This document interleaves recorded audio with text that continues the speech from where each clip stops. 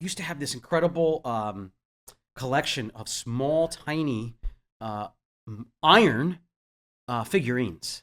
Okay. From military to all these, and they were all collectors. And he had this Really? certain, he loved these little. I would wonder if I reach out to his family, see if they have his collection, because I know that the ones that I bought would be into that collection because I found the ones. Anyway, so I was really into trying to get these exact ones that I knew he would want. Interesting. And so I was constantly going into his room. And, he'd come off stage, go into his room, and everybody would just be like, that's Robin's space. But I was 11 or 12 years old. I didn't have that space boundary. This guy was treating me like he was my second dad. So I was like, open the door and fly into his trailer and be like, so this is what I got an idea, and every time I opened the door, you'd see a guy that comes off a set like beaming with more energy than I've ever, and anybody has ever seen. And then I'd open the door and this is what I'd get. It was so painful for him just to sit there and have quiet. And it was almost like hey. And so he explained to me what was going on. And the end of the explanation was, I don't care what doctors say or what doctors have told me, I know it did it to my brain, Matt. There were 5 years there where I lived on cocaine. Right.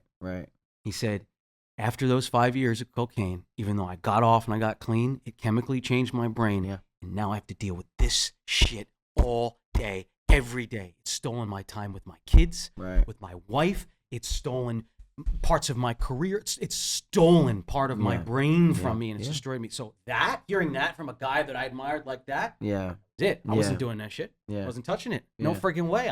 I wasn't the immediate dopamine fix in the moment. It was what happens 5 years down the road when I'm hooked and that's on the it, thing. And it's destroyed my That's brain. the thing. And a lot of these young people today, it's all about, man, we're young, we're living in the I moment. chose to work my freaking ass off. Right. Call that a goody two shoes, fine. Call it a know. goody two shoes. I know. That's what I'll be happy to be then, because I just worked. I just went to school, played sports, and worked, and knew that was more important than freaking getting high. Like, And what? that's what- and And that's- that's all bullshit. By the way, I didn't escape.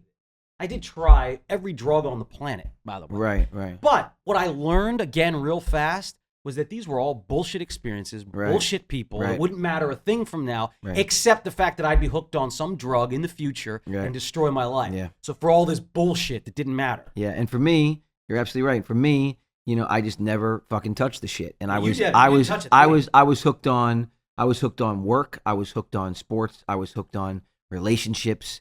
I looked forward every year. The highs for me were Christmas. I swear to God, I know. count down to Christmas, dude, and Thanksgiving, and being in New York with you guys, and doing the Macy's Day Parade, and going to Radio City Christmas Spectacular, which, by the way, is one of the best shows on the planet. We'd love to do a podcast from there one day.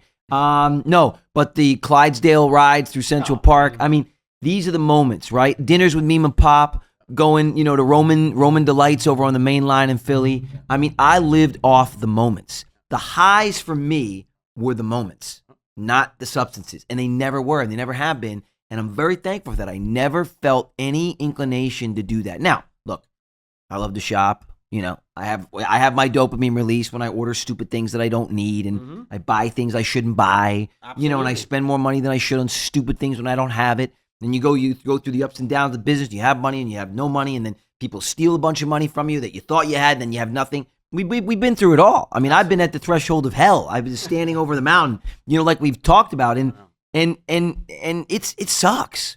It sucks. But at the end of the day, you if you have your principles for yourself, and you really hold yourself accountable to those principles, you're going to save yourself from a lot of pain.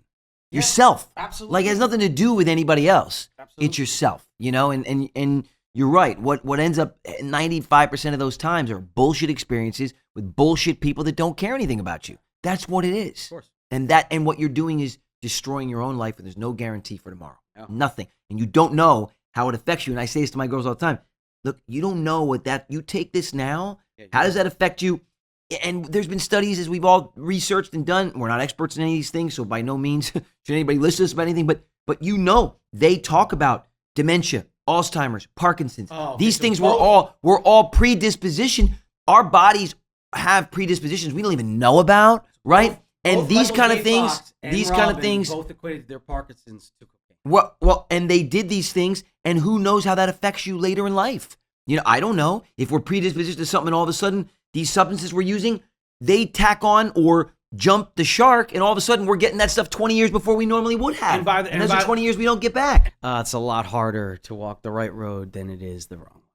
Yeah, it's a lot harder. It's a lot harder. Just to let you know. It's a lot harder to walk away. It's very hard. Sorry, guys, I missed the whole thing. The acid's kicking back in. Great. What are we talking about? Yeah, he was the one, wasn't he? He was the one. Oh, God. Oh, man. No, it's, it's just, look, everybody's got a different path. Everybody's got a journey, but for me, and I know for you, it's...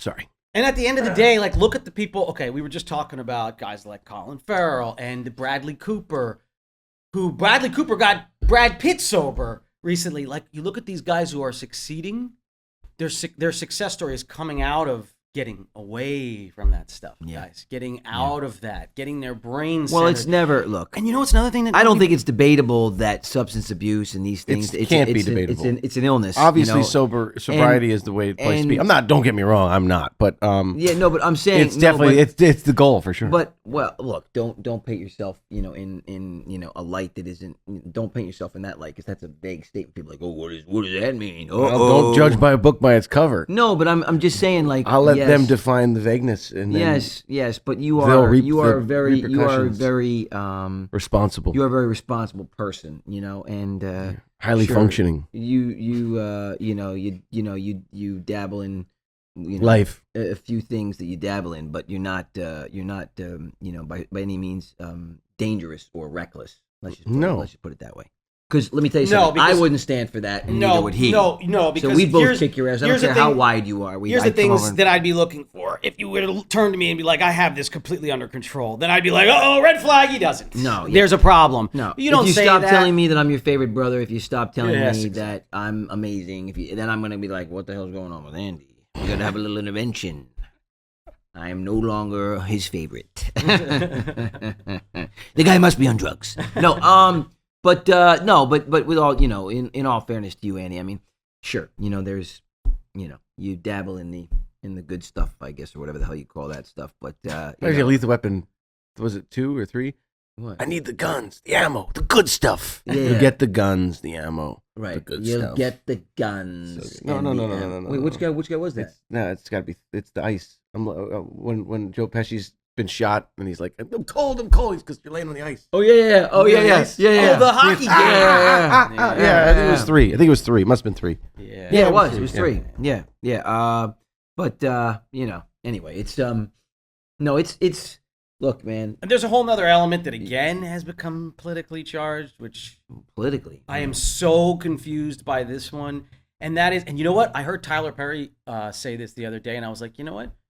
That's actually really cool. What he's saying is, and he basically said this, and this will feed you into where I'm going with this, that become politicized in some way and turn negative and all this kind of stuff. He was like, and he said this, he's like, look, even if you're not a very religious person, you don't hold that kind of faith or anything like that, at least introduce your kids to it. Because let me tell you something, they're going to get addicted to something, and you'd rather have them addicted to religion and to being a good person and to knowing the 10 Commandments and having faith, at least in something that's greater than yourself, than getting addicted to drugs or to bad social cliques or to social media or to anything like that. And I'll tell you what, as I get older, the one thing I find that tends to be missing a lot of times is at least the openness to something that's bigger than you, because then you realize it's not about you. And it's not that you're going to lose what it is that you're giving out, because it's not a self-prophecy.